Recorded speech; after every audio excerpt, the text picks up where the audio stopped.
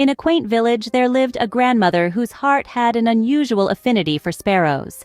A quiet woman, she spent her days in prayer, her lips whispering divine incantations. Yet her happiest moments were not in solitude, but in the company of her feathered friends. She nurtured them, fed them, and even lovingly chastised them. It was a unique bond, one that transcended the boundaries of species. One day, after a long absence, I returned home.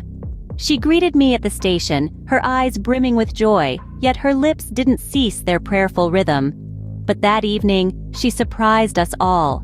For the first time, she set aside her prayers, gathered the women of the village, and sang songs of warriors returning home. The joyous thumping of an old drum filled the air, a stark contrast to her usual tranquil demeanor. The following morning, however, she fell ill. A mild fever, the doctor said, but she believed differently. She declared her end was near. In her final hours, she chose not to waste time in idle talk. Instead, she lay on her bed praying, her fingers telling her rosary beads. And then, as suddenly as a fleeting whisper, her lips stilled, the rosary slipped from her fingers, and a peaceful pallor spread across her face. She had left us. We carefully moved her from the bed and prepared her for her final journey. We draped her in a red shroud and left her alone, as tradition demands.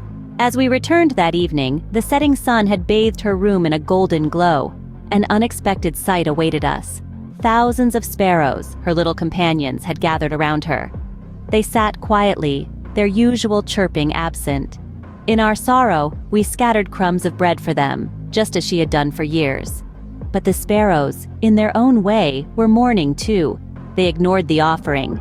And when we carried her away, they took flight in silence, leaving behind only the crumbs. This poignant tale of a grandmother and her sparrows is a testament to the unspoken bonds we form in life.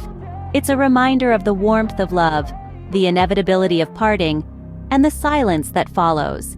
It paints a picture of a life well lived, a woman who found joy in the simple act of feeding sparrows, and the silent farewell of her feathered friends.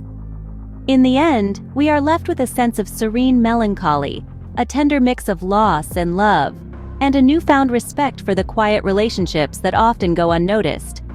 As the sparrows took flight, so did a piece of our hearts, forever cherishing the memory of a grandmother who loved, prayed, and welcomed her end with grace.